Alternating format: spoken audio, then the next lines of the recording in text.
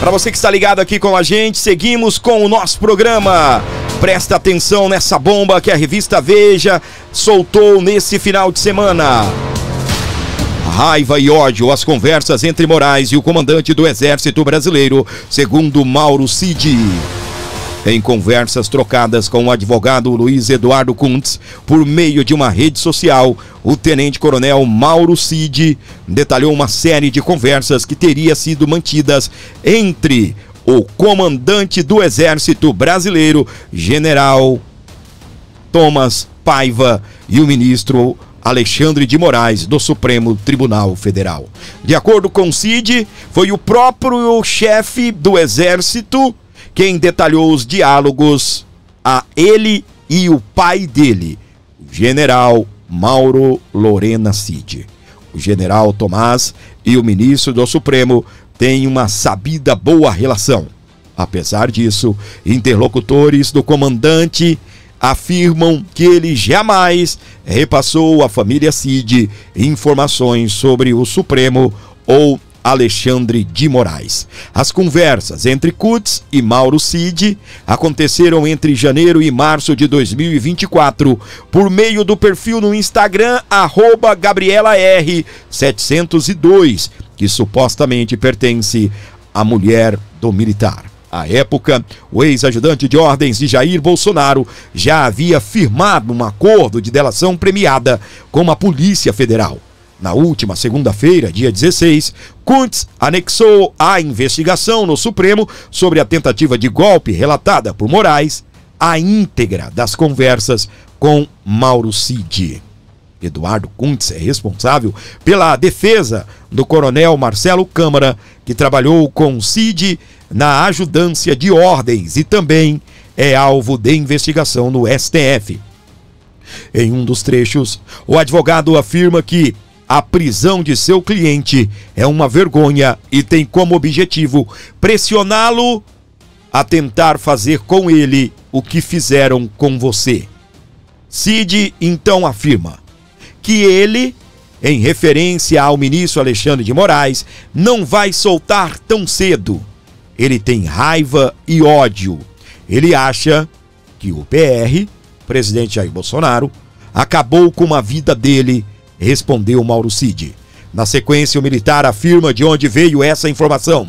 O CMTEB, que é o comandante do Exército Brasileiro, conversou com ele e passou para meu pai, disse Cid, referindo-se ao comandante do Exército Brasileiro, Tomás Paiva. O militar também disse que o general Tomás e o pai dele conversam sempre. O militar ainda concluiu que Alexandre de Moraes vai querer acabar com a vida do PR, presidente Bolsonaro, e do então entorno e de seu entorno. Marcelo Câmara é investigado, entre outras coisas, por monitorar o ministro Alexandre de Moraes depois das eleições de 2022. Falo quando ele encontra o ministro. Em outro trecho, Mauro Cid é questionado se tem falado com mais alguém. Com alguém? Perdão, com ninguém. Eu só falo com o CMT, comandante do Exército Brasileiro, o general Tomás.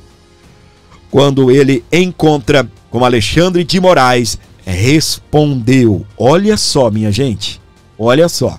O advogado então questiona se o comandante e Moraes tem se falado bastante sobre a suposta ordem do general de mandar o Carmona, general, que chefia o comando militar do Planalto, organizar os quartos.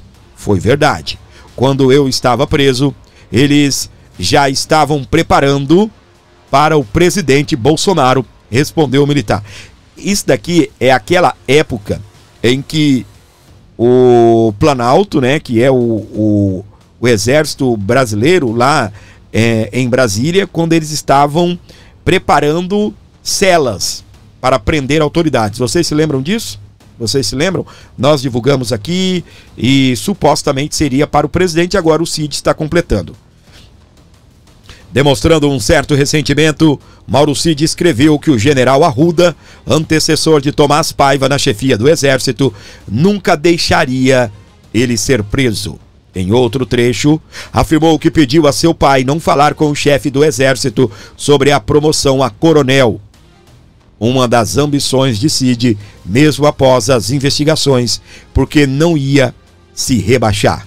Mas uma coisa é certa, o general Tomás, que já não tem o apoio nas forças, vai perder tudo de vez, foi o que afirmou Mauro Cid. Pessoal, nós estamos aqui diante de uma revelação bombástica. Fábio, eu ouvi você falar sobre isso, sim, mas nós estávamos aguardando as publicações. Eu até imaginei que essa publicação iria sair através da revista Veja. O que acontece? Trazendo a luz aqui para você. Mauro Cid usava o perfil Gabriela R. 702, que supostamente pertencia à sua esposa. À época, o ex-ajudante de ordens de Bolsonaro, ele já tinha firmado a delação premiada com a Polícia Federal. O advogado Kuntz, ele é responsável pela defesa do coronel Marcelo Câmara, que está preso. Ele trabalhou com Cid, ele era ajudante de ordens e também é alvo de uma investigação do STF. Na conversa dos dois, na primeira prisão do Marcelo Câmara, o Cid alertou que a intenção do Alexandre de Moraes era manter o Câmara preso para poder fazer com ele a mesma coisa que fez com Mauro Cid. Mauro Cid não dá destaque do que é isto, mas nós, dado aos fatos o que aconteceu com o Cid, nós podemos, por cima, afirmar que era uma pressão, fazer uma pressão, mantendo-o preso, para que ele também firmasse uma delação premiada com a justiça. E ainda Mauro Cid afirmou que o Alexandre de Moraes é só raiva e ódio. Segundo ele, ele tem raiva e ódio. Ele acha que o presidente Bolsonaro acabou com a vida dele. Aí eu fico perguntando, em que aspecto o presidente acabou com a vida de Alexandre de Moraes? Obviamente que as falas do Mauro Cid é uma metáfora. Acabou, metaforicamente falando. E nós sabemos que o ministro Alexandre de Moraes não pode sair nas ruas, que o Alexandre de Moraes, há uns anos atrás, passava uma visão como alguém sendo de direita. Ele que sempre esteve ao lado aí dos tucanos, os tucanos sempre fez parte das tesouras, do teatro das tesouras, e há uns anos atrás a direita brasileira estava nesta turma. O que o Bolsonaro fez, não apenas escancarando toda a realidade do nosso país vivida na esquerda, que os escândalos que a esquerda trouxe ao Brasil, mas também escancarando aí que existia uma falsa direita nesse país. Politicamente, Bolsonaro teria acabado com a vida de Alexandre? Popularmente falando,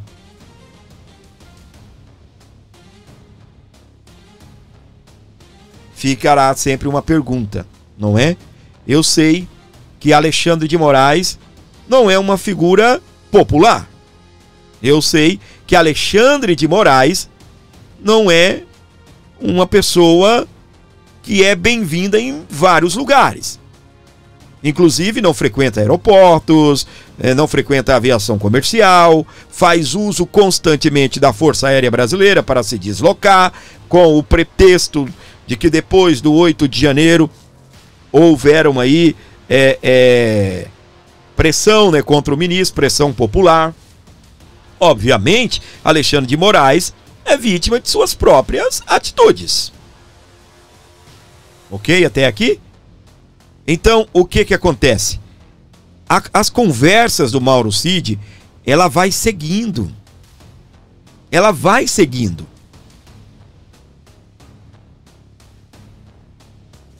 Que nós já sabíamos que Alexandre de Moraes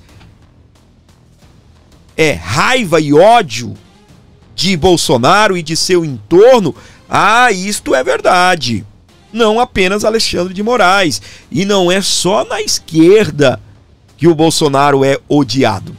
Dentro da própria direita, da suposta direita, aquela direita, né, lá do Teatro das Tesouras, nós estamos falando ali do partido de Dória, nós estamos falando do partido até então de Geraldo Alckmin, que era supostamente oposição a Lula, supostamente uma direita dessas do Teatro da Tesoura, e hoje está num partido de esquerda, sendo participante como vice de um governo de esquerda. Inclusive o Geraldo Alckmin diz que está sendo convertido ao comunismo. Está sendo como é que é? Catequese, gente. Eu vou colocar aqui a palavra treinamento, tá bem? Que eu não me recordo como é quem cursa a catequese, ele está... Eu não me lembro. Tá bem? Vamos aqui à frente. Então, o que acontece? Então, nós sabemos muito bem o ódio de Alexandre de Moraes por Bolsonaro. Nós sabemos muito bem. Lá atrás, Toffoli foi o grande responsável por entregar nas mãos de Alexandre de Moraes todo o poder de perseguição, de destruição que Alexandre de Moraes causou à direita brasileira. Quando o Toffoli criou aquele projeto de combate às fake news para se defender de uma acusação que a imprensa estava divulgando à época, e o ministro criou e entregou nas mãos de Alexandre de Moraes, dando todo o poder bélico a Alexandre de Moraes. E nessa situação, até os próprios Estados Unidos estão avaliando sanções, e advogados de Donald Trump denunciando isso na justiça americana. Essa semana nós tratamos disso aqui no programa. Foi ali onde tudo começou, e Alexandre de Moraes foi só ganhando poderes para fazer aquilo que alguns dos ministros não queriam pôr as mãos. Ok? Nós sabemos muito bem como são os modus operantes. E aqui eu quero tratar com você, ainda dentro desse assunto, a justificativa de Barroso para que os envolvidos no 8/1 sejam julgados pelo STF. Você acha que eles querem que os envolvidos no 8/1, alguns do entorno de Bolsonaro, o próprio Jair Bolsonaro foi envolvido no 8/1, não envolvido por participação, mas envolvido pelo delator, envolvido pela Polícia Federal e pela denúncia da PGR. E muito provavelmente, a não ser que Deus venha e mude a situação, será julgado, e me desculpe, tá bem? Você tem todo o direito de discordar, mas é uma realidade a cada dia mais crescente. Muito provavelmente será condenado pelo 8/1 e com o voto de Alexandre de Moraes, que é o relator do caso no Supremo Tribunal Federal. Então o presidente, o Barroso, ele apresentou a justificativa para que os envolvidos nos atos do 8/1 sejam julgados pelo STF. Em entrevista exclusiva à revista Oeste, o presidente comentou ainda a denúncia da Procuradoria-Geral da República sobre a suposta tentativa de golpe de Estado. Então vamos entender quais são os argumentos aí da Suprema Corte através do seu presidente. Em entrevista exclusiva à Oeste, o presidente do Supremo Tribunal Federal, Luiz Roberto Barroso, justificou os julgamentos de envolvidos no 8 de janeiro no STF, apesar da existência de gente sem foro privilegiado. Os réus do 8 de janeiro estão sendo processados diretamente no STF, apesar de não terem foro especial, o que suprime o direito a qualquer recurso. Dispensou-se a acusação de individualizar as culpas, os réus foram condenados em lotes. O senhor acha que deve ser assim mesmo? Ele respondeu: a polarização existente no país, infelizmente, faz com que as pessoas repitam fatos inverídicos ou sobre os quais não tenho a menor compreensão. Nós estamos falando de crimes muito graves, que inclui a abolição violenta do Estado Democrático de Direito, tentativa de golpe de Estado e a depredação de patrimônio público. É preciso ver os vídeos, a violência, a agressividade, a selvageria, para deixar de lado a narrativa falsa de que eram velhinhos com a Bíblia na mão. A competência do STF se estabelece porque muitos dos fatos foram praticados no tribunal ou contra o tribunal, além de haver réus que têm prerrogativa de foro. O foro especial tem previsão constitucional e se aplica a mais de 100 de pessoas e nunca foi considerado como violador do devido processo legal. Todos os acusados são julgados individualmente com o devido processo legal, fotos, vídeos e confissões acerca dos crimes. Aos acusados pelos crimes menos graves que permaneceram nos quartéis, não furaram o bloqueio da polícia e nem atacaram os prédios públicos. 2 anos sem rede social, em um breve curso sobre democracia, se aceitassem, não iriam presos, podiam ir para casa, receber o passaporte de volta. Centenas preferiram não aceitar, o que apenas revela a motivação do radicalismo político antidemocrático por considerarem legítimo o que fizeram, tentar impedir a posse de um governo democraticamente eleito. Como tentar impedir a posse se o ato do 8 de janeiro aconteceu somente 8 dias depois? Talvez ele esteja se referindo ali ao momento, né, em que o pessoal estava pedindo intervenção militar nas portas dos quartéis. Esta é a alegação, coisa que nós, os brasileiros, não concordamos, tá bem? Nós não concordamos com isso. São pessoas comuns. E o problema teve aqueles que cometeram crime de vandalismo, invadir a sede do STF, quebrar alguns artigos. Não estou minimizando a situação, mas isso é crime de competência do STF. O que eles alegam é que, como o crime aconteceu nas dependências do STF, de que a lei dá amparo para que sejam julgados no STF, segundo ele, contra o STF também, dentro e contra o STF. É a alegação que eles utilizam. Ok, até aqui? Outra situação, dizer que foram crimes graves. Crime grave de golpe de Estado? Quem estava dando golpe de Estado? E aí, eu vou repetir a narrativa assim, com Bíblia na mão, com bandeira, senhoras, e tudo mal investigado, mal comprovado.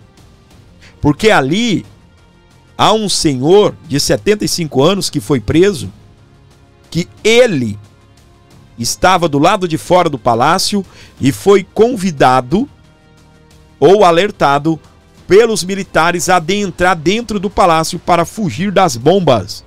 Imagina, um senhor de 75 anos, o que você faria no lugar dele? Você ficaria lá fora, tomando bomba, ou você entraria para dentro de seja qual for o local? Você iria se proteger, não é? Pois é, ninguém imaginava ser preso por estar se manifestando ali naquele local. E, meus queridos, independente se o STF tem uma justificativa para que os envolvidos no 8 de janeiro sejam julgados pelo STF, conforme disse o Barroso em entrevista exclusiva à revista Oeste. Nós devemos, nesse país, aplicar a anistia. Você sabe muito bem que o povo brasileiro, eles pedem a anistia. O povo brasileiro quer a anistia. Inclusive, saiu uma pesquisa que eu quero trazer aqui para você, onde a maioria do povo quer aí uma anistia a Jair Messias Bolsonaro. Não apenas para os envolvidos, condenados, mas também Jair Messias Bolsonaro. Vamos conferir aqui na reportagem da CNN Brasil. Ação e anistia, qual decisão você apoia? Vamos ver o resultado. O resultado ficou bem dividido ali, 49,3% são a favor da anistia ao ex-presidente, enquanto 49% apoiam a condenação, 1,8% não souberam responder. Para essa pesquisa, a Atlas Intel ouviu 2.127 pessoas entre os dias 10 e 12 de junho. A margem de erro é de 2 pontos percentuais para mais ou para menos e o nível de confiança é de 95%. Stephanie, é a polarização clássica aqui que divide a ação. Povo dividido, mais uma maioria ali pelo percentual, né? Se houver margem de erro, aí a gente faz aquela matemáticazinha e a gente sabe que a maioria do povo, ali eles estão falando de 2.000 pessoas que foram ouvidas. E as pessoas que não foram ouvidas num país de 214 milhões de pessoas? É só você conversar na rua, é só você conversar com as pessoas e saber que todo mundo concorda com a anistia aos envolvidos no 8 de janeiro. Todo mundo concorda. Só que aí, meus queridos, o que nós estamos vendo? Um Congresso Nacional, ó, Hugo Mota deu uma banana para anistia, ok? Hugo Mota deu uma banana para anistia. O Davi Alcolumbre foi lá e simplesmente topou fazer um novo texto da anistia com a autorização do STF, com a sinalização do STF. E ela pode ser ampla, geral e restrita, mas não contempla Bolsonaro. Fábio, por que você chegou até aqui? O que isso tem a ver com o assunto principal? Começa tudo lá no Alexandre de Moraes. Obviamente, o STF vai arrumar todas as justificativas possíveis, impossíveis, prováveis, improváveis, para manter todo mundo sendo julgado no STF. Inclusive estendendo, né, a competência ali do foro e mantendo o Bolsonaro, com agora todos os crimes do Bolsonaro, todas as acusações do Bolsonaro, ele irá responder no STF. Vocês souberam disso, né? Por quê? Porque ali dentro tem pessoas que querem abocanhar o Bolsonaro. Tá? Ali dentro tem pessoas que querem dar uma lambida no Bolsonaro e destruir, conforme disse aí a matéria da revista Veja, as denúncias, os áudios que foram apresentados, nas conversas, né, entre o Mauro Cid e o advogado Kuntz, que a gente vai falar sobre ele daqui a pouco. Tem uma nota da OAB contra o Alexandre de Moraes. OAB versus Alexandre de Moraes. Aí em meio a essa situação, nós estamos no meio do ano, São João pra lá, São João pra cá, festa junina, festa julina, que deve se iniciar em breve. E eu pergunto pra você, e o presidente da Câmara, meus queridos? Aí está ele, eita, bebendo no gargalo, festejando. Olha isso, minha gente. Olha a informação que tá aí para você que acompanha aqui o Abordo Notícias. Hugo Mota bebe uísque na garrafa em São João. O momento foi registrado e compartilhado nas redes sociais por humoristas. O presidente da Câmara também foi zoado por furo em camisa. É desse jeito, meus queridos. É desse jeito aqui que a banda toca no nosso Brasil. É exatamente desse jeito aqui que a banda toca no nosso país. Brasil afundando, centenas, milhares de pessoas envolvidas na justiça por um crime que alguns deveriam responder na primeira instância, um crime de depredação. E nessa situação, não.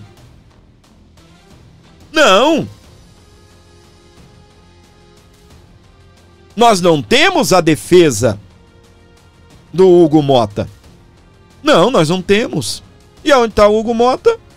Está curtindo o São João da vida aí. E enquanto isso, as pessoas presas e nenhuma resolução. Mais da metade das pessoas desse Brasil querem a anistia, inclusive a anistia para Bolsonaro, e o povo do Congresso querendo fazer uma anistia que, pasmem, senhoras e senhores, contará até com o apoio do PT. Você escreve que eu venho falando. Eu tenho batido nessa tecla, não é de agora. Eu tenho batido nessa tecla, não é de agora. Até o PT vai querer aprovar esta anistia. Sabe quem é o relator da nova anistia? Não é aquela apresentada pelo PL, não. Não. É lá no Senado. Vai vir do Senado, com o apoio aí de Hugo Mota na Câmara. Foi por isso que ele travou a anistia, o projeto aí, que contemplaria todo mundo. De Bolsonaro a Alexandre de Moraes. Agora, voltando a falar do Kuntz, que é o advogado envolvido nas conversas com Mauro Cid, ok? Que o Alexandre de Moraes abriu um inquérito contra ele. Envolveu o advogado num inquérito. E segundo a OAB, que se manifestou, tá bem? A tentativa de calar a defesa não será admitida, disparou o advogado da OAB contra Alexandre de Moraes. A Comissão de Direitos e Prerrogativas da Ordem dos Advogados do Brasil, em São Paulo, escalou o advogado Renato Marques Martins para defender o criminalista Luiz Eduardo Almeida Kuntz, alvo de inquérito da Polícia Federal, determinado pelo ministro Alexandre de Moraes do STF, por suposta obstrução de investigação do plano de golpe. Renato Martins, é mestre em Direito Penal pela Universidade de São Paulo, a USP, disse que a instauração de uma investigação contra um advogado que nada mais fez do que bem e devidamente exercer a defesa de seu cliente, verificando se as acusações contra ele, se eram verdadeiras ou falsas, representam uma tentativa de calar a defesa que não deve ser e não será admitida em uma sociedade democrática. Alexandre de Moraes, presta atenção aqui, gente, mandou prender na última quarta-feira, dia 18, o coronel Marcelo Câmara, ex-assessor do ex-presidente Jair Bolsonaro e denunciado como integrante do núcleo militar do plano de golpe. O advogado de Câmara, o criminalista Kuntz, entregou ao STF no início da semana mensagens que afirmam ter trocado com o ex-ajudante de ordens de Bolsonaro, o tenente-coronel do Exército Mauro Cid, delator do plano de golpe, por meio de um perfil do Instagram, Gabriela R702. O advogado Kuntz pediu a anulação da delação do tenente-coronel. O cara simplesmente juntou provas de que o Mauro Cid estaria violando os termos do acordo da delação premiada, entregou ao STF. Alexandre de Moraes mandou prender o seu cliente e ainda determinou que o advogado fosse incluído em um inquérito. O cara estava fazendo apenas o papel dele de defender o seu cliente. É para isso que ele é pago. Segundo informações do Estadão, para Alexandre de Moraes, o coronel tentou obter informações sigilosas sobre a delação premiada de Mauro Cid por meio de seu advogado, o que, de acordo com o ministro, pode caracterizar crime de obstrução de investigação. Câmara foi preso nesta quarta-feira, dia 18, e levado para o batalhão da Polícia do Exército em Brasília.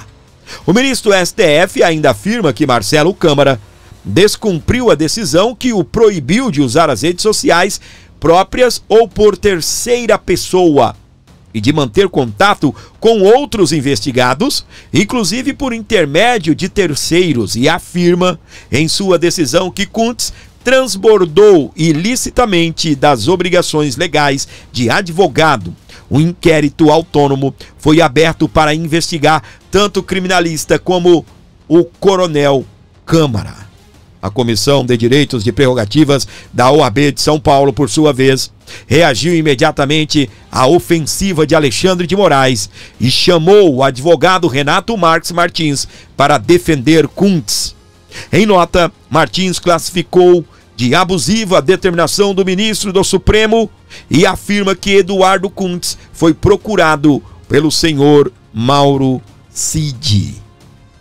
Lembrando que é a OAB São Paulo, é a OAB Brasil, unidade de São Paulo. A OAB Nacional, pelo menos até agora, nem um pio. Não é isso? Nem um pio. Aí está aí, ó. Ordens do Advogados do Brasil, São Paulo. Tá? A OAB Nacional até agora, nenhum pio a respeito dessa situação. Ok? Vamos avançando aqui, ó. Presta atenção.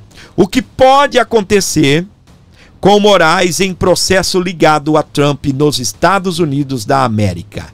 É agora a gente fala, deixa de falar do Alexandre, que torna um advogado que estava exercendo o seu papel de defender o seu cliente, para isso ele é pago, e Bolsonaro torna o advogado um investigado, está no inquérito, e a depender da situação, amanhã ou depois, se tornará réu. Então, esse que torna todo mundo réu, ou algumas pessoas, principalmente se for de direita, volta lá no começo, a reportagem da Veja, ódio de Bolsonaro e seu entorno. Tá ouvindo aqui? Acabou com a minha vida, vou acabar com a vida deles. É ódio puro, segundo a reportagem da Veja, que deu destaque às falas do Mauro Cid com o advogado Kuntz. Vamos dando sequência aqui. Presta atenção.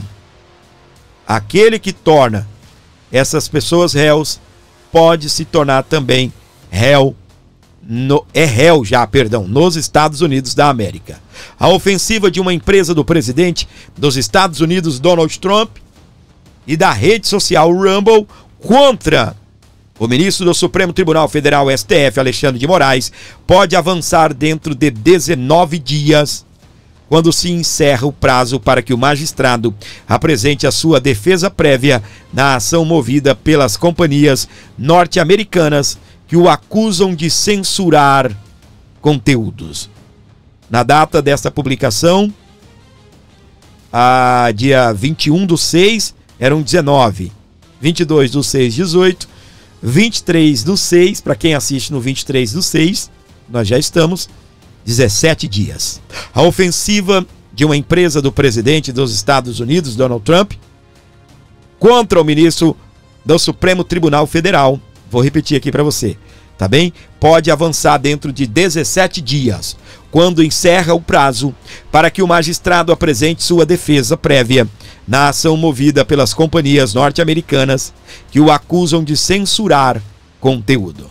Moraes pode ou não se manifestar no processo. Caso não o faça, a ação pode correr à revelia, ou seja, sem a participação do ministro, com base apenas nas versões apresentadas pelas empresas que alegam que o magistrado violou a primeira emenda da Constituição dos Estados Unidos, que garante a liberdade de expressão. A acusação se refere a decisões tomadas no Brasil que teriam, segundo as autoridades, censurado usuários lá nos Estados Unidos, usuários americanos. Moraes tem sido acusado de promover censura por meio de ordens judiciais. Tudo começou após o ministro do STF suspender o X no Brasil em 2024, depois de a rede social descumprir determinações judiciais em solo brasileiro. Gente, deixa eu fazer um adendo aqui, tá bem? Até para você não sair do vídeo e continuar comigo, porque eu tenho atualizações, tá bom? Fábio, eu já ouvi essa conversa. Fábio, gente, tudo o que se trata de justiça, o que se trata de política, é degrau por degrau. Então você que quer isso, mas se você quer pular para a etapa final, me desculpe. Você quer informar e não quer ser informado.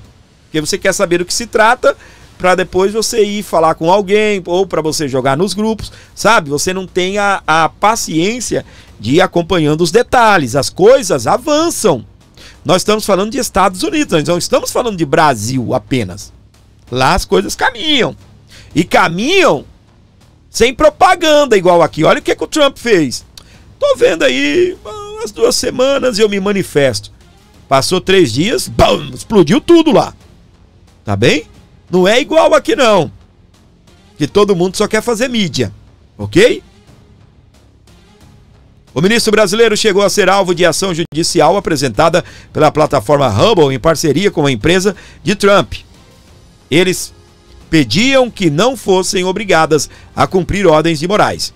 Em 21 de maio, o secretário de Estado dos Estados Unidos, Marco Rubio, diz que existe a grande possibilidade de Moraes ser alvo de sanções norte-americanas com base na lei global Magnitsky. Mas, afinal, o que pode acontecer com o ministro? O Metrópolis ouviu especialistas sobre o cenário mais provável, ou os cenários mais prováveis, na ação judicial que tramita na justiça norte-americana. Há consenso entre eles. Em caso de condenação, Moraes pode ser proibido de ingressar nos Estados Unidos durante o governo do republicano. O advogado e professor de pós-graduação de Direito Migratório, Vinícius Bicalho, explica que a principal medida pelas empresas e ordens de Moraes sejam consideradas inaplicáveis nos Estados Unidos.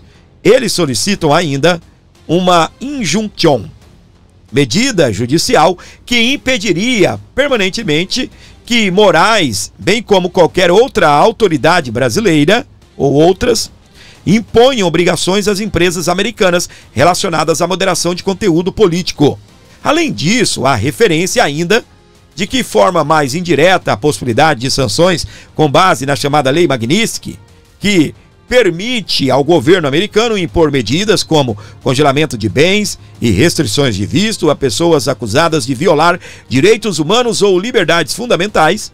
Os impactos nesse caso seriam mais simbólicos e diplomáticos, mas poderiam afetar a imagem institucional do STF no cenário internacional, é o que analisa Bicalho. O advogado destaca que a Justiça dos Estados Unidos entender que houve violação de direitos nos termos alegados pelas empresas, existe o risco de Moraes ser impedido de entrar em território norte-americano por decisão do Departamento de Estado, além de outras sanções. Em caso de sanções sob a Lei Magnitsky, pode haver congelamento de ativos eventualmente existentes nos Estados Unidos em restrições adicionais à sua presença no país. Embora essa medida seja incomum contra autoridades estrangeiras em exercício, a possibilidade existe, sobretudo, quando o caso ganha dimensão política e internacional, completou o especialista.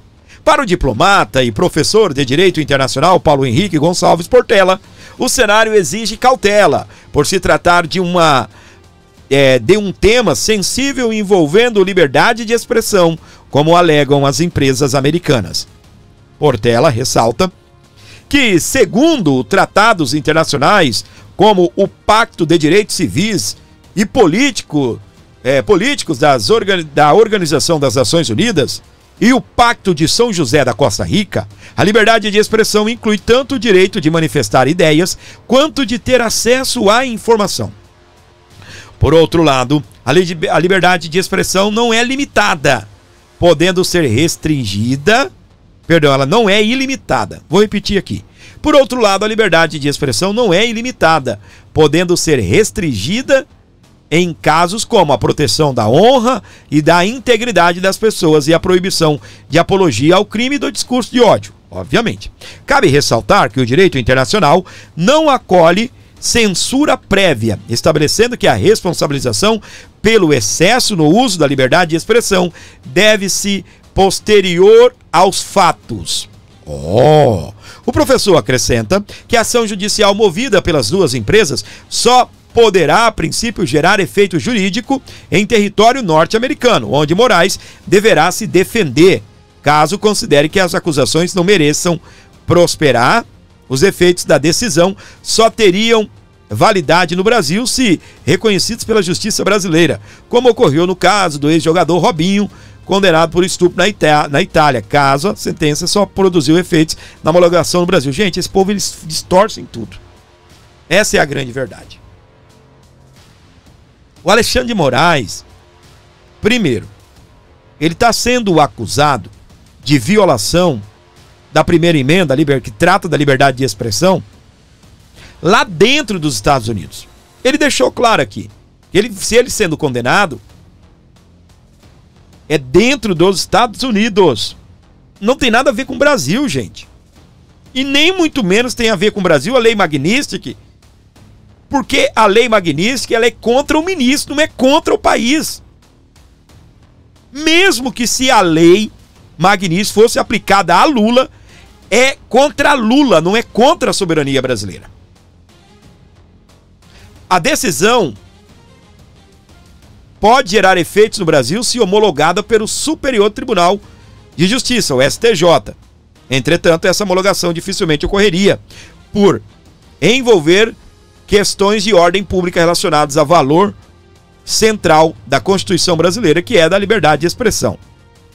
Em todo caso, cabe lembrar que Moraes, se eventualmente condenado nos Estados Unidos, pode enfrentar dificuldades para entrar naquele país com base na interpretação atual da lei Magnitsky pelo governo norte-americano. Concluiu. Primeiro, eles estão fazendo uma mistura aqui, ó. Deve lembrar que, eventualmente condenado nos Estados Unidos, pode enfrentar dificuldades para entrar naquele país, com base na interpretação atual da lei Magnitsky. Primeiro, a lei Magnitsky, ela não tem nada a ver com a ação que o Trump está movendo contra o Moraes. Eu não consigo entender um negócio que está sendo noticiado para todo lado, aparece um especialista formado nisso, mestre naquilo, para falar umas coisas dessas. Em todo caso, vale lembrar que Moraes, se eventualmente condenado nos Estados Unidos, pode enfrentar dificuldades para entrar naquele país, com base na interpretação atual da lei Magnitsky, adotada pelo governo norte-americano. Gente, são coisas separadas. Primeiro, o Alexandre de Moraes, ele está enfrentando duas situações. Um processo no CPF dele, aonde o especialista que falou e não disse nada, e ele não comentou a principal parte. As empresas do Trump,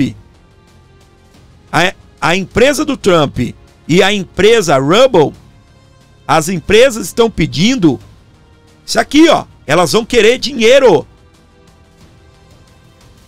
Mas se o Alexandre de Moraes for condenado, só vale para os Estados Unidos, não vale para o Brasil. Olha a conversa do especialista. Ele esqueceu de falar disso daqui, ó. O Alexandre de Moraes não vai ter que pagar, não? Ou ele vai contrair uma dívida nos Estados Unidos? Só isso. Puxa o SPC dos Estados Unidos, aí tá lá o Alexandre. Só isso?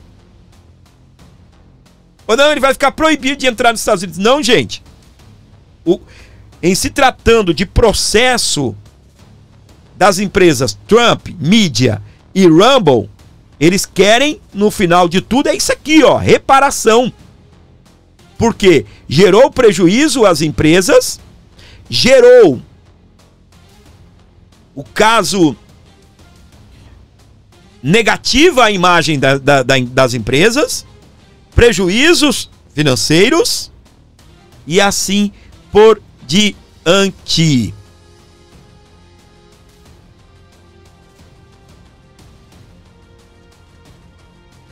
Entendeu até aqui, meu querido? Então, o especialista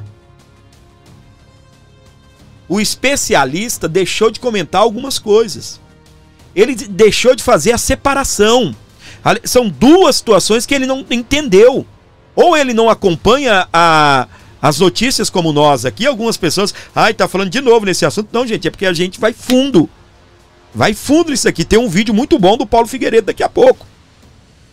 Tá? São duas situações. Primeiro, Alexandre de Moraes está sendo processado na justiça americana. Depois, o governo do Trump analisa a Lei Magnitsky. Essa Lei Magnitsky está sendo avaliada em 4 departamentos. São 4 secretários que estão avaliando isso. Que lá nos Estados Unidos não são ministros, são secretários, né? 4 departamentos, ok? 4 departamentos.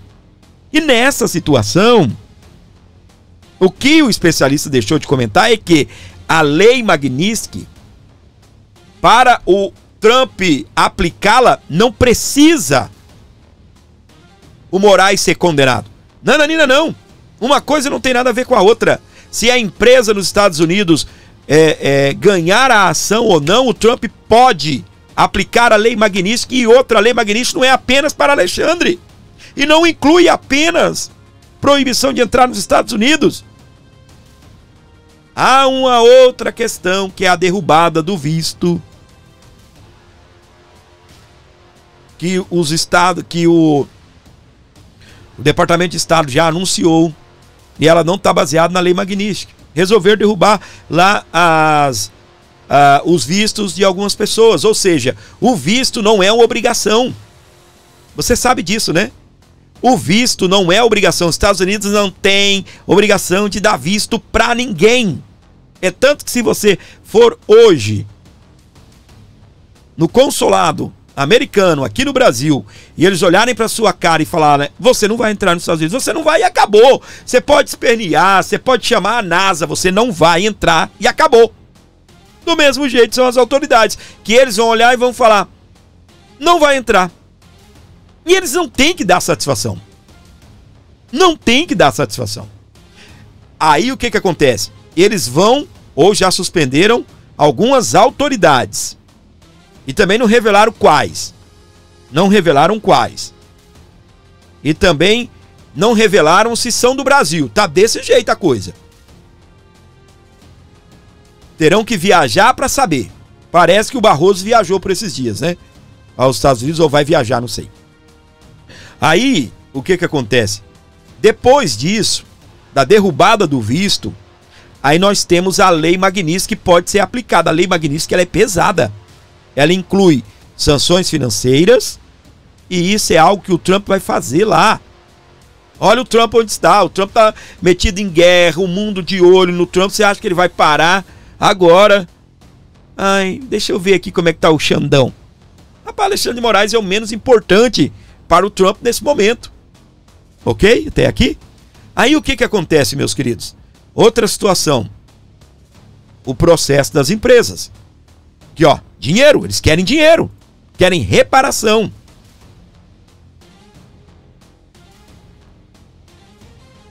O Paulo Figueiredo, presta atenção no que eu vou falar aqui para você. Ele foi convidado para testemunhar dentro do Congresso norte-americano. Tá bem? Ele vai falar para você aqui a respeito do seguinte. O Congresso americano convocou Paulo Figueiredo para uma audiência para tratar de representação transnacional. Vai tratar especificamente de tema incluído o Brasil. Ele foi chamado para testemunhar dentro do Congresso a respeito de Alexandre de Moraes. Tá aqui comigo, meu amor? Então, vou trazer Paulo Figueiredo agora, botando para quebrar essa informação aí da participação dele lá no canal 4x4. Os créditos aí ao canal 4x4. Estamos reagindo ao vídeo aqui no Abordo Notícias. A notícia que eu quero dar a vocês é que o Congresso dos Estados Unidos convocou uma audiência na Comissão de Direitos Humanos para terça-feira, para tratar especificamente deste assunto de repressão transnacional. É uma primeira audiência que vai acontecer na Comissão de Direitos Humanos para tratar especificamente desse tema, incluindo o Brasil. Opa, pessoal, deixa eu falar. Eu preciso fazer essas interrupções, tá bem? O conteúdo aqui é gerado pelo 4x4. Vou explicar para você o porquê que a gente faz, nós aqui fazemos essa interrupção. O conteúdo é gerado pelo 4x4. Eu estou reagindo ao vídeo. O vídeo é deles. Estou comentando o vídeo deles. Eu não posso simplesmente tacar o vídeo deles aqui para vocês. Tá bem? Aí eu vou fazer as minhas paralisações. O vídeo é grande, a gente coloca inteiro. Quando é um vídeo curto, um vídeo de 30 segundos, 1 minuto, a gente coloca. Mas eu preciso ir fazendo essas paralisações e mostrando para você, tá bem? Especificamente desse tema, incluindo o Brasil. E a notícia que eu quero dar a vocês aqui em primeira mão no 4x4 é que eu tive o privilégio de ser chamado, mais uma vez, para testemunhar dentro do Congresso dos Estados Unidos a respeito do Alexandre de Moraes. E eu já preparei aqui o meu discurso ao longo do final de semana e vou historiar um pouco de como o Alexandre de Moraes tem perseguido indivíduos dentro dos Estados Unidos, companhias dos Estados Unidos, e tem utilizado companhias americanas, no caso as Big Techs, para perseguir indivíduos no mundo inteiro. Lembrando, gente, que o Paulo Figueiredo, ele também é um perseguido de Alexandre. Alexandre de Moraes chamou ele de foragido. Esse cara saiu do Brasil antes de tudo isso, gente. Se eu não estou enganado, ele saiu daqui em 2016. O cara vive nos Estados Unidos, tem proximidade com o Trump, já foi sócio do Trump aqui no Brasil, para quem não sabe, né? Por isso que é bom você estar aqui comigo, você fica bem informado. Ele já foi sócio do Trump numa empresa aqui no Brasil, né, um hotel, foi até investigado por isso. O cara é amigo do Trump, tá bem? Tem uma proximidade com o Trump. E o Alexandre de Moraes trata ele de pseudo-jornalista e trata ele também como foragido. O cara não saiu do Brasil porque é condenado, não, ou porque é investigado, não. O Alexandre de Moraes trata ele como foragido. Olha isso. Um assunto muito sério, que tem consequências com apoio bipartidário, e eu diria que talvez seja uma das maiores vulnerabilidades do Alexandre de Moraes. Posto tudo isso, qual o objetivo do trabalho aqui nos Estados Unidos, como bem colocou a Ana? Olha, eu posso dizer para vocês que a Lei Magnitsky está pronta. Ela foi aprovada em todos os órgãos do governo americano, foi aprovada no National Security Council, no Departamento do Tesouro, no White House Counsel's Office, no Office of Legal Counsel, foi aprovada no National Security Council, no Domestic Policy Council, no Departamento de Estado. Todo o trabalho burocrático foi concluído. Hoje, o texto pronto está na mesa do Marco Rubio. Foi entregue para ele, era para ter sido entregue na quinta-feira semana passada, acabou sendo entregue para ele no domingo dessa última semana, ou seja, exatamente há uma semana atrás. O que aconteceu nesse processo? Ora, é impossível tratar de qualquer outro assunto dentro da Casa Branca que não seja Irã. Então, ai, minha gente. Foi entregue para o Marco Rubio há uma semana atrás. Está fazendo hoje 8 dias. Hoje não, né? Fez ontem, no domingo, 8 dias. Você entendeu até aqui? Felizes aqueles que chegaram até aqui nesse vídeo. Tá bem? Felizes. Eu vou até preparar outro vídeo, se não acontecer nada explosivo aí, né, para tarde dessa segunda-feira, para colocar esse vídeo já no começo do programa, para que as pessoas possam pegar do começo e assistir aí essa informação. Tá tudo preparado. No final das contas, o que a gente tem que torcer aqui? A gente tem que orar para que o Brasil ganhe um segundinho da atenção do Marco Rubio e do presidente Trump. Marco Rubio que já se manifestou em privado, posso dizer isso, mas também publicamente, favoravelmente às sanções contra o Alexandre de Moraes. Então a gente está muito perto. Qual é o próximo passo disso? Como bem colocou a Ana, no final das contas a gente está tentando dar um leverage, como a gente diz aqui, né? Uma ficha, um ponto de negociação para que os políticos brasileiros saiam do córner. Mas no final das contas, vai ser a sociedade brasileira indo às ruas na semana que vem, a classe política fazendo força dentro do Congresso, que vai resolver o problema do Brasil. Né? Não esperem que o Donald Trump mande um B-2 Spirits bombardear a casa do Alexandre de Moraes ou o porta-aviões do lado do Paranoá. Mas, sem dúvida nenhuma, a nossa classe política, que hoje está no corner, que está acovardada, que está ameaçada, fica numa posição de negociação muito mais favorável com o Alexandre pela primeira vez no corner. E eu acho que é essa ajuda que os Estados Unidos podem dar, né? E não tenho vergonha nenhuma em contar com a ajuda de fora. A Ana, que é professora de história americana, pode contar que se não fosse a ajuda francesa, os americanos não tinham conseguido conquistar sua independência. Uau, meus amores! Pra você ligado aqui comigo em todo o Brasil, gente, deixa o like, deixa um comentário. Eu não pedi like, não pedi comentário e nem pedi também a sua colaboração via Pix aqui no nosso canal. Beleza? Pessoal, sobre esse assunto, a gente vai fazer uma pequena pausa. A gente vai voltar daqui a pouco falar de política, mas agora eu quero falar pra você a respeito disso daqui, ó. Não saia do vídeo não. Chegou até aqui, continue comigo, tá bem? Continue, não saia não. Presta atenção no que eu vou te falar aqui dentro do nosso programa. Elaine Cantanhede pede desculpas após fala polêmica sobre guerra. Eu não tô vendo isso não, hein? Não. Não tô vendo, não. Vamos trazer aqui pra você que acompanha o nosso canal, vamos? Vamos lá, então? Presta atenção que a informação está na tela, eu já vou colocar pra você na tela. Presta atenção nessas falas aqui, ó. Ouça só.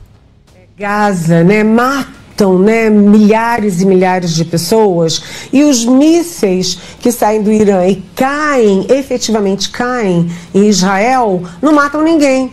Tem uma mortezinha daqui, outra dali, tem 23 feridos daqui, 40 dali, feridos. Isso é o tipo de míssil ou é o tipo de edificação e de proteção, as estruturas de Israel que são mais poderosas? Eu não consigo entender por que nessa guerra o Irã atinge o alvo e não mata ninguém. Ô, gente, colocaram um bigodinho nela aí nas redes sociais, tá bom? Não vou nem falar a palavra, né? Mas colocaram um bigodinho nela. Não consigo entender por que o Irã atinge o alvo é Israel, e não mata ninguém. Olha isso. E que Israel é que sim, está matando pessoas lá dentro. Olha a cara Olha a cara do outro ali, do companheiro dela ali, só mexendo o bico aqui, ó. Rapaz, vocês entenderam a fala dela? Vocês entenderam a fala dela? Meu Deus do céu, presta atenção aqui, ó. A jornalista Eliane Cantanhede, da Globo News, ela pediu desculpas nesse domingo, dia 22, portanto ontem, após a repercussão negativa de um comentário feito no programa Em Pauta, na última sexta-feira, dia 20, sobre o conflito no Oriente Médio. Por que os mísseis de Israel destroem Gaza, matam milhares de pessoas, e os mísseis que saem do Irã efetivamente caem em Israel e não matam ninguém? É porque são feitos de chocolate, minha querida. Não é isso? É porque são feitos de algodão doce.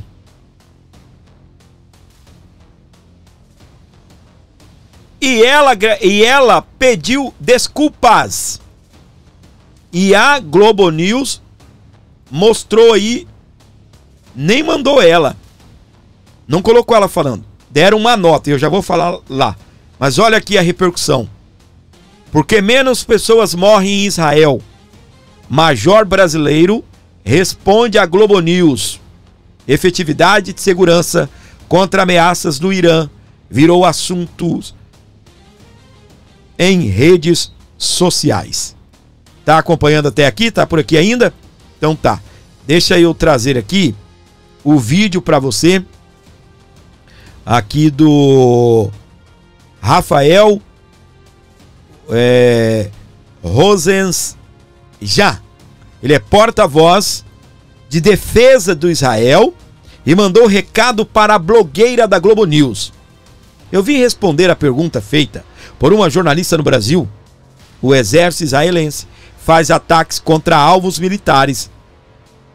Irã atinge hospitais e creches. Gente, o porta-voz de Israel, das forças de defesa de Israel, o cara é brasileiro. E o que aconteceu? O cara esfregou a verdade na cara dela. Presta atenção aqui, ó. no centro de Israel. Aqui caiu um míssil iraniano essa manhã. Eu vim aqui mostrar diretamente para vocês a crueldade do regime terrorista. Olha isso aí, ó. Mas eu vim também responder uma pergunta que foi feita ontem por uma jornalista no Brasil. Abre aspas. Por que os mísseis que saem do Irã e caem em Israel não matam ninguém? Tem somente uma mortezinha aqui, outra ali. Fecha aspas. Bem, enquanto o exército israelense faz suas ofensivas somente contra alvos militares, nós atuamos de forma cirúrgica e precisa contra líderes militares, usinas nucleares, lançadores de mísseis do regime terrorista do Irã. O regime iraniano continua atingindo zonas urbanas, hospitais, creches. Nesse lugar aqui, por exemplo, um bairro residencial no centro de Israel, onde tem também um asilo para idosos. Isso mesmo, um asilo para idosos. Caiu na manhã de hoje um míssil balístico iraniano carregando cerca de 400 quilos de explosivos. Isso não foi um erro de cálculo, esse não é um alvo militar. Esse míssil é teleguiado e seu alvo é preciso. Esse é o alvo planejado do regime iraniano. Crianças, mulheres, idosos em suas camas. O que me deixa sem palavras é ver pessoas que detonam Israel. Quando atacamos de forma cirúrgica centro de comando terroristas em zonas civis, mas se calam quando o Irã ataca áreas residenciais sistematicamente, de forma indiscriminada. Qualquer pessoa que vê essa cena imaginaria sem dúvida dezenas de mortos. Mas felizmente, nesse local ninguém morreu. 10 pessoas ficaram levemente feridas. E agora respondo a pergunta por que tão poucas pessoas morrem em Israel e muito mais morrem em Gaza ou no Irã. A resposta é simples. Porque nós nos preocupamos com nossos civis. Enquanto nossos inimigos utilizam todos os recursos para aprimorar a máquina de destruição, movidos pelo ódio, constroem mísseis, túneis e usinas nucleares, deixando seus civis expostos e até utilizando eles como escudos humanos, nossa prioridade são nossos civis. Por isso nós construímos e aprimoramos sistemas de defesa aérea, bunkers, hospitais, centros de habilitação. O Irã lançou mais de 500 mísseis balísticos em uma semana. Menos de 10% desses mísseis chegaram ao seu destino. Tenta imaginar se todos os mísseis alcançassem seus objetivos. Inimaginável, né? Agora imagina se o Irã tivesse 20 mil mísseis como esse que caiu aqui. Agora imagina se o Irã tivesse bombas nucleares. Agora tenta me explicar como existem no Brasil pessoas que apoiam esse regime e continuam rejeitando Israel. Eles continuarão atuando movidos pelo ódio, destruição e o fim de Israel. Nós continuaremos lutando com determinação para desmantelar as capacidades terroristas de nossos inimigos. Como disse Golda Meir, se nós deixamos nossas armas, Israel é destruído no mesmo dia. Se nossos inimigos largarem suas armas, terá finalmente paz aqui na região. Tá, então o corte aí do o antagonista, né? Publicado também pelo Space Liberdade. Rapaz do céu, viu? Eu procuraria um buraco pra me esconder depois dessa. Ok? Eu procuraria um buraco. A gente tem falado aqui, o governo brasileiro escolheu o pior dos lados pra si. Ficou do lado do Irã. Ficou do lado do Irã. E a gente vê jornalistas brasileiros seguindo esse lado, o pior lado da história. Ela perguntando por que os mísseis do Irã não matam o povo de Israel. Por que eu vou falar o que, gente? É o que eu falei, não, porque é feito de algodão. Obviamente que não. Obviamente que não.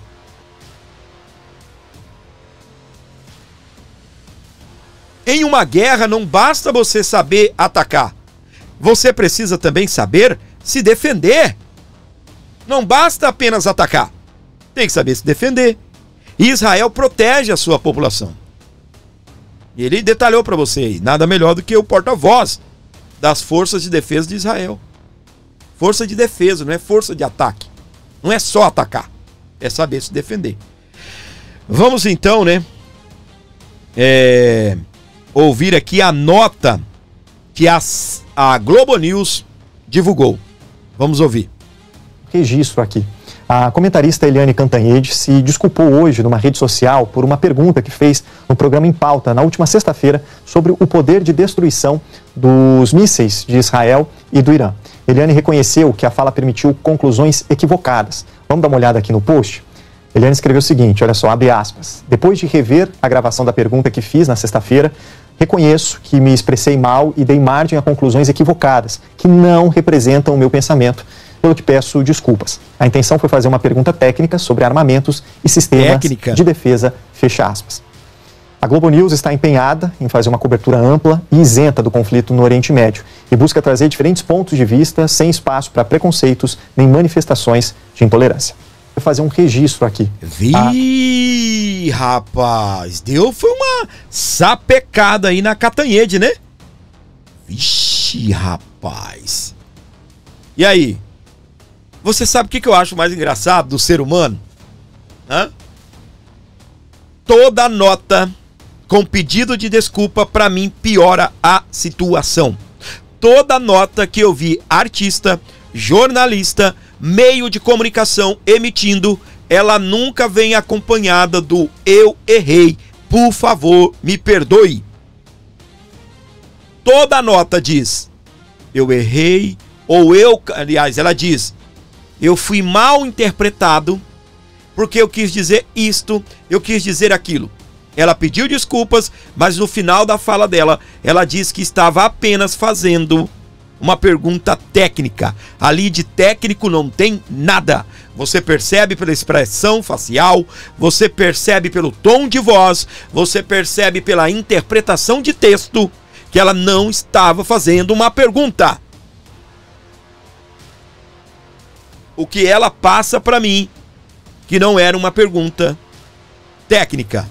O que ela passa para mim é que ela estaria comparando que Israel estaria destruindo Gaza, enquanto o Irã só estaria atacando bases do exército de Israel. Israel, sim, está atacando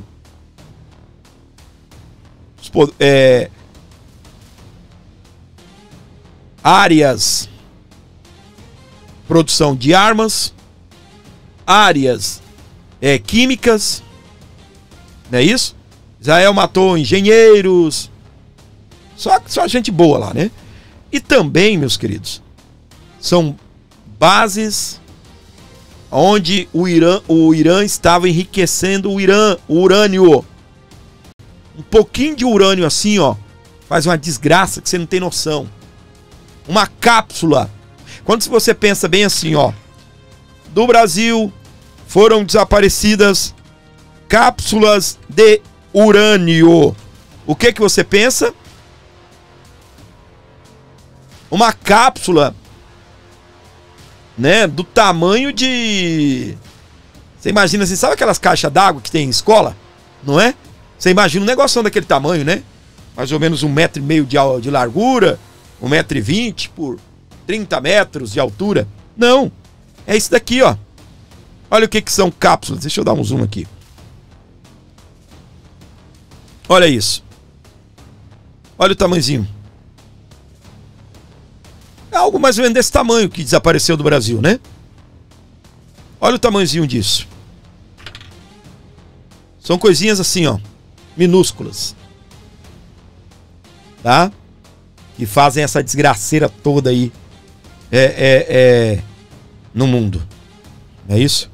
Para você que está ligado aqui na programação do Aborda Notícias, onde você estiver com a gente, nos acompanhando, seguimos por aqui. Pessoal, não se esqueça de contribuir com o nosso programa não acabou. Nós ainda temos alguns assuntos para tratarmos aqui no nosso programa, ok? De extrema importância.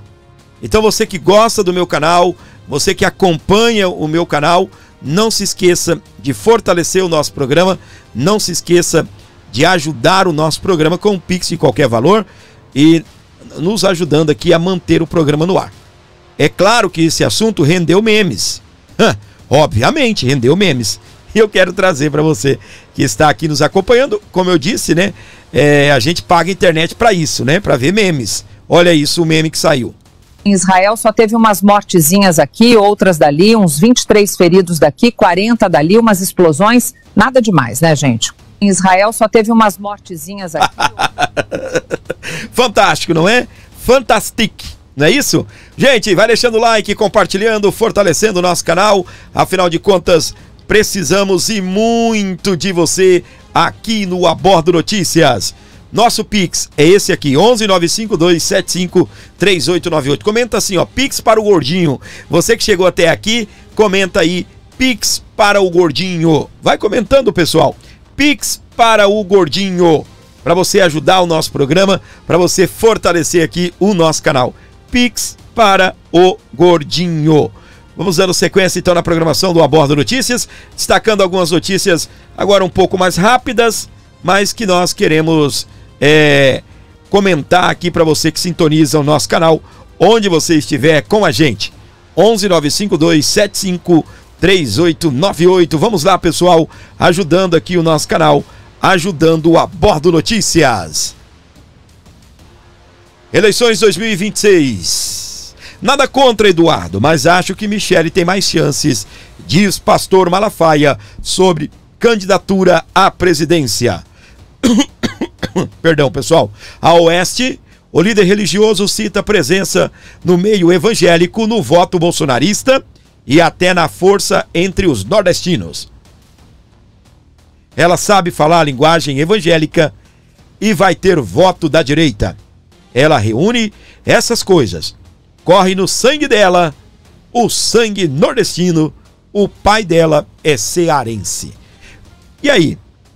Na minha opinião é que ela realmente tem mais chances do que o Eduardo. Ok? Ai, Fábio, ela não tem experiência. Mas o marido dela tem.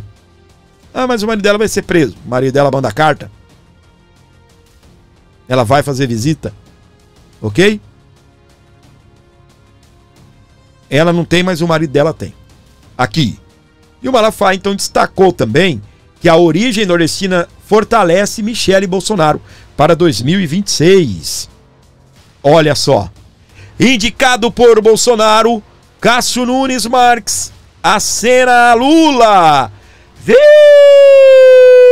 Ministro do STF evita alinhamento com a direita e se aproxima de pautas do governo petista. Ei, Bolsonaro, viu? Me desculpe, mas essa culpa o senhor carrega. Me desculpe, mas a culpa é sua e do Senado. Pessoal, para você que está ligado aqui comigo, não é nenhum ataque ao Bolsonaro não, tá bem?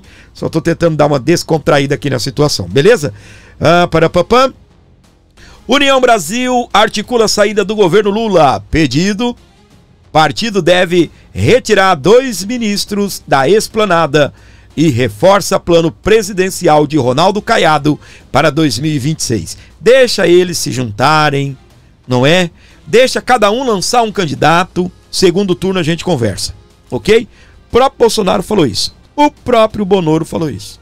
Deixa eles, né? Eu sou de um partido, eles são de outros, lá na frente a gente conversa. É isso que está acontecendo, ok? Deixa eu mandar um abraço todo especial para você que está aqui sintonizado com a gente no nosso programa, onde você estiver nos acompanhando. Dedinho no like aí, pessoal. Vai comentando Pix para o Gordinho. Os Estados Unidos, voltando aqui a falar da guerra. Qualquer ataque do Irã será enfrentado com ações devastadoras. Embaixador dos Estados Unidos da ONU defendeu que o Irã não estaria cumprindo obrigações e que não pode ter uma arma nuclear. É verdade. Estados Unidos pode, e os Estados Unidos estão enganados, mas 4 países que pode. Irã não pode ter arma nuclear. Ok? Aqui, Trump defende mudança de regime no Irã e lança a sigla MIGA. Presidente dos Estados Unidos defendeu a mudança do regime no Irã e o país, caso o país não consiga se fazer grande novamente. Peraí. Defendeu uma mudança de regime no Irã, caso o país não consiga se fazer grande novamente. Fazer uma mudança no regime, né? Democracia. O Trump não vai querer ser lá o ditador do Irã, né? Lá, obviamente, não vou arrumar um país aí pra mim, final da minha vida, né? Desculpa que o Trump ele tem mais tempo de para-brisa do que de... Como é que é? Ele tem mais tempo de retrovisor do que de para-brisa, né? Ele tá mais pra lá do que pra cá. Não é isso? Então ele não vai querer finalizar a vida dele sendo um ditador lá do Irã, não é isso? Ele defende lá a democracia, ok? Vamos aqui. China e Rússia pressionam por cessar fogo no Irã em reunião na ONU. Embaixadores de países criticam ataques dos Estados Unidos e disseram que irão apresentar uma proposta de paz para o conflito. Qual será? Eu pergunto para vocês, não é? Qual será? Espero que, diferentemente, presta atenção, olha para mim, diferentemente de Lula, que só sabe falar merda, espero que a China e a Rússia apresentem aí uma proposta para acabar com o conflito. Eu só não consigo entender porque que a Rússia até agora não acabou com o conflito dela e quer meter o betelho aí nessa situação. A Rússia e a China, gente, eu vou repetir, eu posso estar enganado, eu não entendo muita coisa de geopolítica não. O que eu vou vendo é o que eu vou mostrando pra você, entendeu? Eu junto a notícia aqui, eu junto outra ali que eu consigo lembrar, aconteceu um fato aqui, aconteceu um fato acolá, e eu vou trazendo pra você. Na minha humilde opinião, não sei se ela vale pra você, faça você a sua reflexão. Tu acha que a China quer briga com alguém? A China vendendo trocinho chinês pra todo mundo? Você acha que a China quer uma guerra? A China, ela quer uma bomba explodindo tudo lá no quintal dela? Não quer. Não quer. Claro que não. Você acha que ela quer gastar dinheiro com explodindo países ou algum país? Não quer, rapaz. A China quer isso aqui, ó. A China quer prosperidade, ela quer crescer. Independente do regime dela, que é comunismo, não estou defendendo a China. Ok? Eles querem o que você quer, o que eu quero. Isso aqui, ó. Aí, Fábio, não quero dinheiro. Ah, me desculpe, tu quer sim. É por isso que você trabalha. E se você trabalha muito, você gostaria, né, no final da sua carreira, ir diminuindo o ritmo, né? Todo mundo quer isso, quer trabalhar menos algum dia e ter mais dinheiro. É por isso que se matam de trabalhar, estragam a saúde e depois juntam dinheiro e lá na frente usam o dinheiro para tentar se manter vivo por mais um tempo. Não é assim que funcionam as coisas com o ser humano? Gastam dinheiro para ficar rico. Depois usa o dinheiro que gastou, que juntou, para poder ter saúde. Gasta a saúde para ter dinheiro, depois gasta o dinheiro para ter saúde. É isso? Como eu tô feliz e contente em ter você aqui comigo. Como é que você tá, meu amor de todo o Brasil? Tá tudo bem com você? Chegou até aqui, resistiu até o final desse vídeo. Não se esqueça de compartilhar, não se esqueça de comentar, não se esqueça de se inscrever no canal O Abordo Notícias. Muito obrigado pelo seu carinho, obrigado pela sua audiência. Nós continuamos por aqui, sempre com as principais informações, trazendo para você que se liga no Abordo Notícias.